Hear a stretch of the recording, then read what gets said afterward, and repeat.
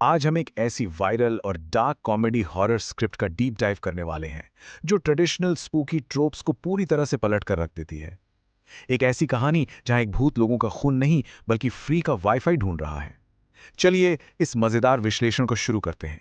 इस सुपरनैचुरल दुनिया और हमारी मॉडर्न लाइफ के स्ट्रगल्स का जो क्लैश है ना, वो शुरुआत में ही बिल्कुल क्लियर हो जाता है। कहानी का एक किरदार है मोंटी। वो साफ साफ कहता है कि भाई, किसी भूत भूत से इतना डर नहीं लगता जितना महीने की बैंक लोन इंस्टॉलमेंट यानी ईएमआई से लगता है। ध्यान देने वाली बात यह है कि आज के वक्त में फाइनेंशियल एंग्जाइटी ने एक्चुअली सुपरनैचुरल डर को भी पीछे छोड़ दिया है, और ये रियलिटी चेक कॉमेडी को एक नया और बहुत ही रिलेटेबल एंगल देता है। तो चलिए सबसे पहले चलते हैं सीधा उस घंघोर अंधेरे में। सेक्शन 1, इनसाइड द हॉन्टेड जंगल। जंगल के इस डरावने माहौल में हमारे दो मेन आर्केटाइप्स आमने सामने आते हैं। एक तरफ है रवि, एक ओवर कॉन्फिडेंट व्लॉगर जिसे किसी भी कीमत पर सिर्फ कंटेंट और व्यूज चाहिए।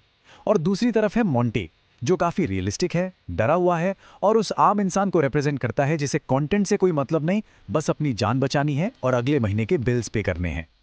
इन दोनों का जो शार्प कॉन्ट्रास्ट है वो शुरुआत से ही एक जबरदस्त टेंशन और कॉमेडी दोनों क्रिएट कर देता है। अब अगर हम सोचें कि अंधेरे जंगल में अचानक एक अजीब डरावनी आवाज गूंजती है तो नॉर्मल लोग क्या करेंगे? भागेंगे। लेकिन रवि का रिएक्शन बिल्कुल अलग है। वो कैजुअली डिक्लेयर करता है कि ये कोई अजीब रिंगटोन या खतरे की घंटी नहीं है, बल्कि उसके चैनल के लिए प्योर टीआरपी है।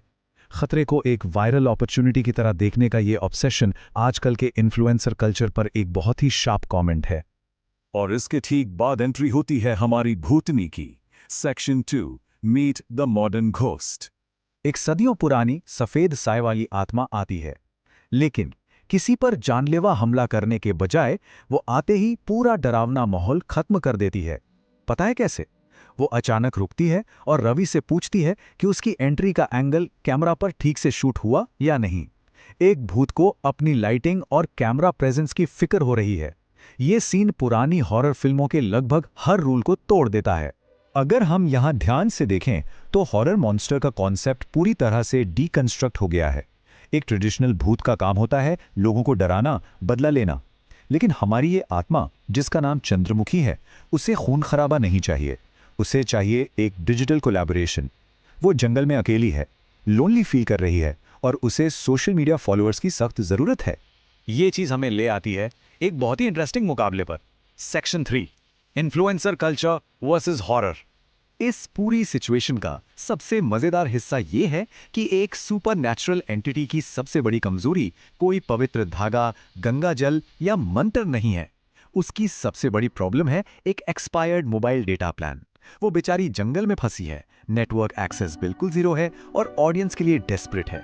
उसके ये अजीब मॉडर्न प्रॉब्लम्स दिखाते हैं कि डिजिटल एज में एक आत्मा का स्ट्रगल भी ठीक हमारे इंटरनेट इश्यूज जैसा ही बन चुका है। जब भूतनी अपनी इस नेटवर्क प्रॉब्लम का रोना रोती है तो मॉन्टी का डेड पैन रिएक्शन सुनने वाला होता है। वो बहुत ही कैजुअली सजेस्ट करता है कि अगर तुम भूत हो और तुम्हारे पास इतनी शक्तियां हैं तो तुम्हें सीधा किसी टेलीकॉम कंपनी का सेल टावर बन जाना चाहिए। रोजमर्रा की इंटरनेट बफरिंग और सुपरनैचुरल दुनिया को जिस तरह यहां मिक्स किया गया है वो एकदम ब्रिलियंट है। सैटायर तब अपने एब्सोल्यूट पीक पर पहुंच जाता है जब भूतनी अपना एक क्लासिक स्केयर अटेम्प्ट करती है, यानी लोगों को डराने की पूरी कोशिश। लेकिन रवि उसे बीच में ही टोक देता है और एक रीटेक डिमांड करता है।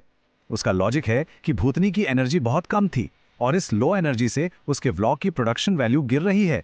एक भूत को उसकी एक्टिंग और एनर्जी के लिए स्क्रीन पर डायरेक्ट किया जा रहा है, ये देखना सच में हिलेरियस है।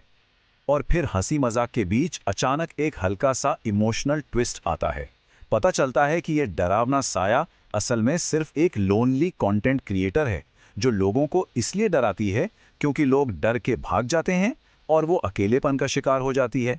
ये रेवलेशन कहानी में एक ठहराव लाता है और सभी को एक फॉल्स सेंस ऑफ सेफ्टी में डाल देता है कि चलो भूतनी तो अपनी ही निकली। लेकिन ये फॉल्स सेफ्टी बहुत देर तक नहीं टिकती। चौथा section, the real jungle strikes. सभी कैरेक्टर्स उस डरावने जंगल में एक सर्कल बनाकर उस भूतनी के नए यूट्यूब चैनल के लिए कंटेंट स्ट्रैटेजी ब्रेनस्टॉर्म करने लगते हैं। उनका पहला मास्टर स्ट्रोक आइडिया होता है इंसानों को डराने के 5 आसान तरीके, एक स्टेप बाय स्टेप ट्यूटोरियल। एक पैरानॉर्मल आमना सामना अब पूरी तरह से एक standard corporate social media meeting में बदल चुका है। जो कि इस कहानी की एब्सर्डिटी को और बढ़ा देता है। लेकिन यहाँ एक बहुत बड़ा सवाल खड़ा होता है, क्या होगा जब असली जंगल जाग उठेगा? ठीक उसी वक्त जब उनका नकली scripted horror content perfectly plan हो चुका था, अचानक एक असली और बेहद डरावनी वाइल्ड एनिमल की दहाड़ उस पूरे इन्फ्लुएंसर इल्यूजन के टुकड़े टुकड़े कर देती है।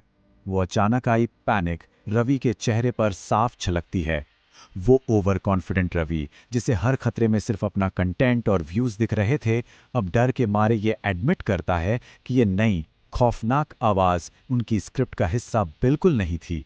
एक ही सेकंड में असली रियलिटी ने उनकी फेक वर्चुअल दुनिया को पूरी तरह से नॉकआउट कर दिया है। इसके बाद जो एस्केप सीक्वेंस होता है वो पूरी तरह से केओटिक और पागलपन से भरा है। जब असली खतरा सामने आता है तो सब लोग कोलैब और कंटेंट भूलकर अपनी जान बचाकर भागते हैं। यहाँ तक कि खुद भूतनी भी डर के मारे भाग रही है। लेकिन उनका वो इन्फ्लुएंसर माइंड अभी भी चालू है। भागते भागते रवि ऑडियंस से लाइक्स की भीख मांग रहा है और मोंटी दुनिया से गुजारिश कर रहा है कि कमेंट्स में RIP जरूर लिख देना। खतरे के बीच भी एंगेजमेंट की ऐसी भूख कहीं और देखने को नहीं मिलती।